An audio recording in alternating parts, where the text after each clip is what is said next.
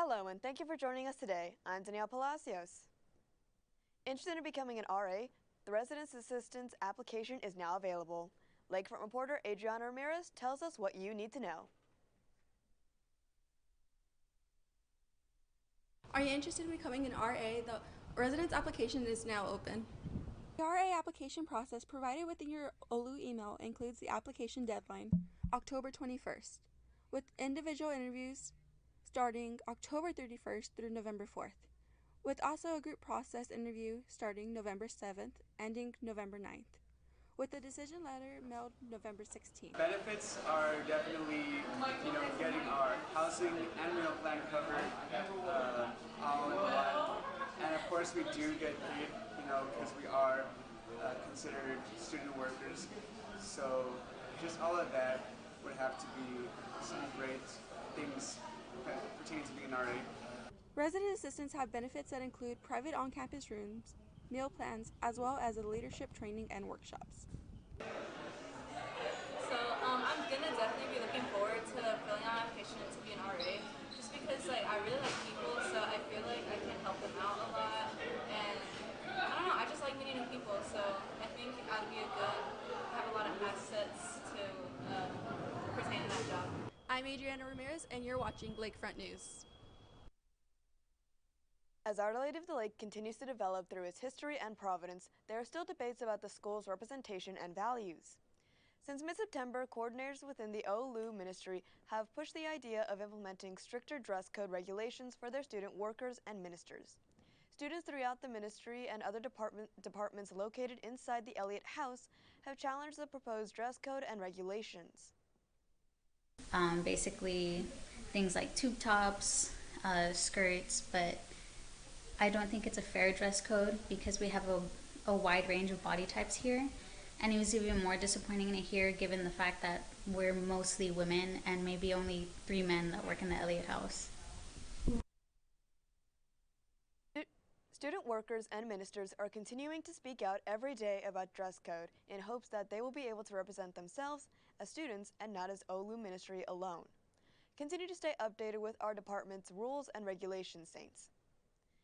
As we all know, the OLLU IT has been dealing with many technical difficulties. Many students, faculty, and staff have been struggling with the Blackboard, Microsoft Office, and the Wi-Fi in general since the beginning of the school year when the school IT was hacked. It's actually kind of a shock that we had to change or make changes from what we're used to, and then the idea of switching over completely through. It's just a lot of extra steps. The IT department has been working hard to ensure that all students and faculty are able to use technology on campus at ease.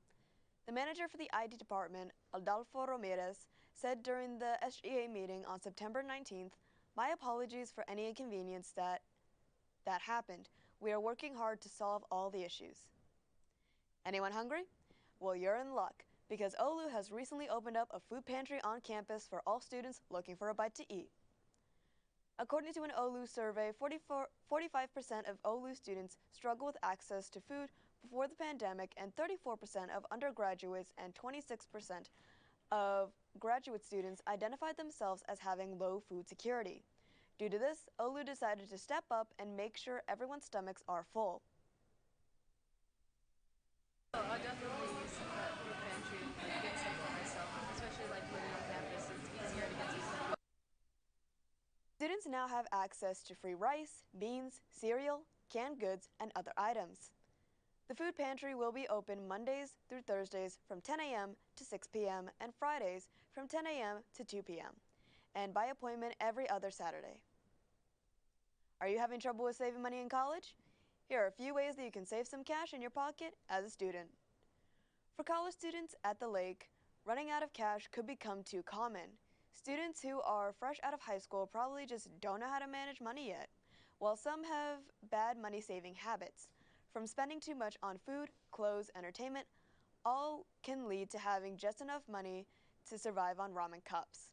Here's what student Adriana Ramirez has to say about her spending money habits. I most definitely spend the most money on groceries, food-wise, Even within my meal plan, I spend most of my money on food, which is expensive. Something that I can definitely cut back on is makeup and clothes. It's not really a necessity in college. Yeah.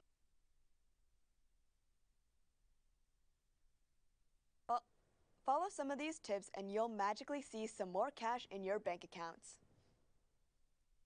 Although many are not aware, there has been a decrease of student enrollment at Our Lady of the Lake University. Lakefront reporter Roman Handy explains. Although Our Lady of the Lake has drifted more towards face-to-face classes, and it may appear that OLLU has an increase in student enrollment, that is not the case. Our Lady of the Lake Chief Communication Officer Ann Gomez Pedrati says that OLLU's social work program has had the biggest decline due to COVID and has had increased online competition. Francisco Saldana, a student who wants to be a social worker, portrays this. I would think they just need to get the word out of the various programs that they offer here. Hopefully to increase our numbers of students. The decline in enrollment may not be evident to undergraduate students due to an increase of residents and online students. Saldana also communicated this. I would think that there would be an increase in the numbers. I'm surprised, you know what I mean? But officials say growth online looks promising from graduate enrollment. Student Jennifer Salgado expresses this. In terms of students in college, I feel like a lot more kids I feel like there's going to be an increase just because of the possibilities for financial aid and how much the school helps. Although enrollment for students has decreased at OLLU, officials are hopeful. Reporting for Lakefront News, I'm Roman Handy. Do you have professors that are constantly late to class? Ever wonder how long you have to wait for them? A common student may think a professor being late means that they would still have to wait for the professor to teach and take attendance to be counted for being in class. According to the myth, if a teacher is 15 minutes late to class, you are able to leave. If the certain professor shows up after the 15-minute wait, it still does not matter. You can walk out of class, no consequences. According to assistant professor and program head of philosophy Kevin Job, students should take into account that family and personal issues can also be reason for professors being late and to give them grace, but it is not required. It is a myth. There's no policy here at the lake about that, and usually at universities there's not a policy about the 15-minute rule. It is a myth. The reason why that myth, I think, persists is because there's a lack, I think, at some universities maybe, but I wouldn't argue here that there's not a sense of trust and responsibility between the students and the teachers.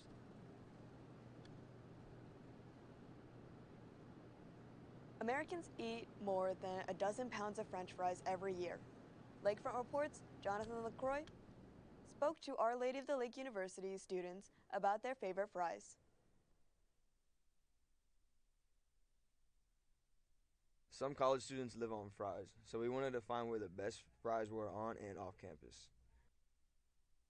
I gotta say the quality, because everyone likes the crisp and everything, and no one wants no soggy fries or wet fries or whatever, like with the grease. And like the salt, you don't have too much because you just don't want to have too much.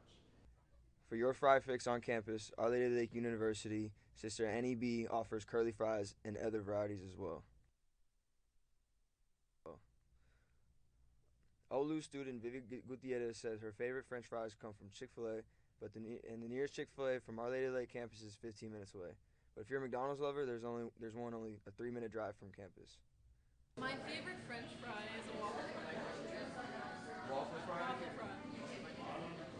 So waffle fries from Chick-fil-A are probably the best. Chick-fil-A. Gotta be from Chick-fil-A.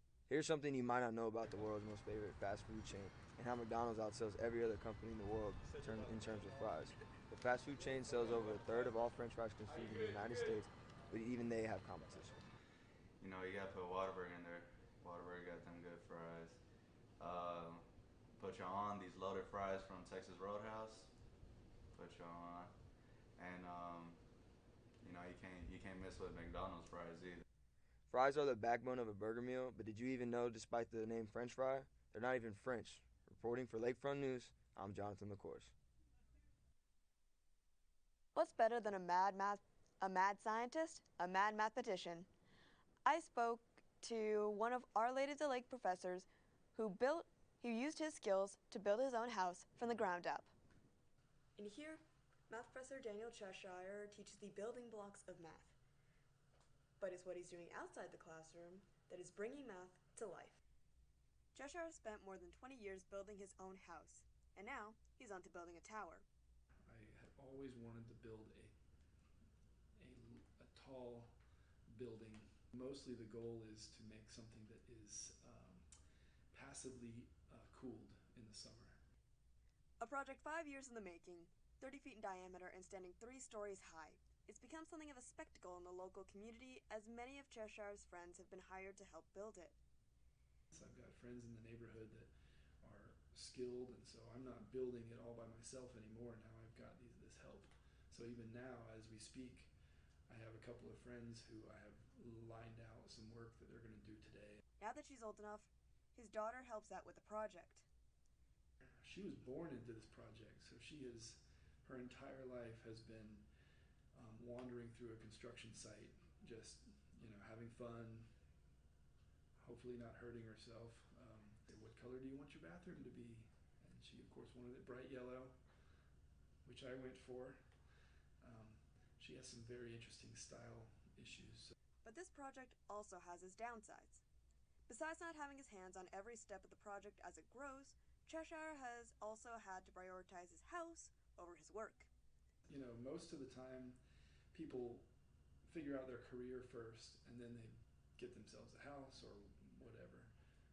I decided early on that I was more interested in spending my time and energy in creating a beautiful space for myself than in my career goals. Reporting for Lakefront News, I'm Danielle Palacios. Are you a student looking for some affordable fun? Well, stay tuned for the scoop. For all the OLLU students looking for some affordable fun, there are many places to go in San Antonio. A couple of places students can visit is the San Antonio Riverwalk, where students can experience riverside fun. One of the most notable activities is the barge rides that students can ride for $13.50. The San Antonio Mission hosts $2 Tuesdays for any time of the 11 home games during the season. And lastly, the historic Pearl has a surplus of restaurants and outdoor activities sure to satisfy everyone. Student athlete Allison Mata gives her experience visiting the Pearl. I like to get dressed up, go to the Pearl with my friends, take some pictures, eat food. We especially like to go on Sundays when they have a farmer's market, but my favorite time to go is during Christmas when they have the lights up, and I like to walk the river. San Antonio is full of fun, affordable places to visit, even more so during the holiday season. To find out more events to experience in San Antonio, students should follow the San Antonio downtown event pages or Google events in SA for more possible outing ideas. On behalf of Lake Point, go out and find an activity in SA and have a blast. We are in the midst of Hispanic Heritage Month, and Our Lady of the Lake University is known for its Hispanic heritage. Lakefront reporter Joaquin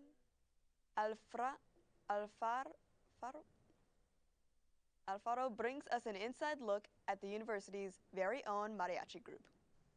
Our Lady of the Lake is recognized as a Hispanic serving institution. They are proud of Hispanic heritage, and one way they do so is by having their very own mariachi group. The Our Lady of the Lake mariachi group call themselves Mariachi de los Santos. Cassandra Rodriguez, a junior at OLLU, shares why she became involved in the group. Well, I originally saw them play around fall of last year, and it was just very interesting. I wanted to actually be a part of it and learn how to play guitar. So I've only been in mariachi for 2 semesters. This is my second one. I can play the guitar pretty well, and I am also a singer here, so I do sing some of the solo songs. It has been Tu Solo Tu, but we've been practicing La Llorona, and it's most likely that I will be singing that song as well. Rodriguez shares how she fell in love with Our Lady of the Lake and its Hispanic heritage. Well, at first, I wasn't sure where I would be going to college. And then I saw them visit my school once, and it was just very captivating how just small it was, and just everything totally. Like, I came to visit one time, and I was just like, yeah, this felt like home right away. Mariachi de los Santos participates in events, and Cassandra gives us a sneak peek. Events that people want us to play at. The one that we for sure know that we will play would be Dia de los Muertos, but that isn't until November, so. Rodriguez shared her family's story with me and their journey from Mexico to the United States. Rodriguez is very proud of her Hispanic heritage. Reporting live, Lakefront News Media, this is Jacqueline Alfaro. September is National Suicide Prevention Month, and college students are some of the most susceptible to experiencing symptoms of depression and anxiety. Our Lady of the Lake reporter, Portland Tidwell, speaks to college students who open up about their mental health and how they choose to protect it. I'm here at Our Lady of the Lake University, where I spoke to two students who opened up about their mental health in light of Suicide Prevention Month. 1 in 3 college students struggle with depression and anxiety. That's according to studies by WebMD and Mayo Clinic. Our Lady of the Lake University student Jonathan LaCourse says he's been there. You want to do certain things, you procrastinate, and honestly, you just don't even want to go to class. 14% of college students have reported having anxiety and depression symptoms, but according to the CDC, only a small amount actually reach out and get help. LaCourse offers a solution to those struggling. Mental health. I guess find your own motivation, your own gateway to get out of that, whatever that may be. Surround yourself with the right people. That's my advice. School and added pressures are some of the main reasons college students develop anxiety or depression. OLLU student Kimo Ture shared how being a student athlete adds to his stress. School is stressful. Everybody knows that. But I think just being consistent, because it's hard to be consistent. There are natural methods one can use to combat their mental health.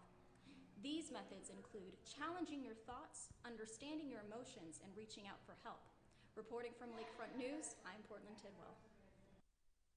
Did you know that from 2021 to June 2022 alone, there have been about 2,532 books have been banned? Books get banned for many reasons. A good reason why books get banned is that they contain explicit content, they talk about social injustice, or they challenge the American norms. Most get banned because of others not liking the topics and having different beliefs about certain topics. 24% of parents are the reason why books get banned. So a couple of years ago, the library created a collection development policy that's available on our website for anybody to see. And one of the things that we made sure to include was a challenge policy. So if anybody had an issue with any of the books that we brought in, that we would have a process to have that book evaluated.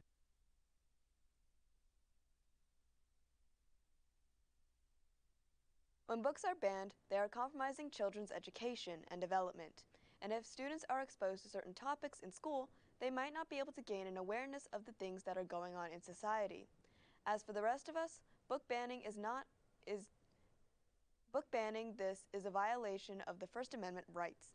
If you would like to help stop book banning, use the hashtag #BannedBookWeek to declare your right to read and speak out.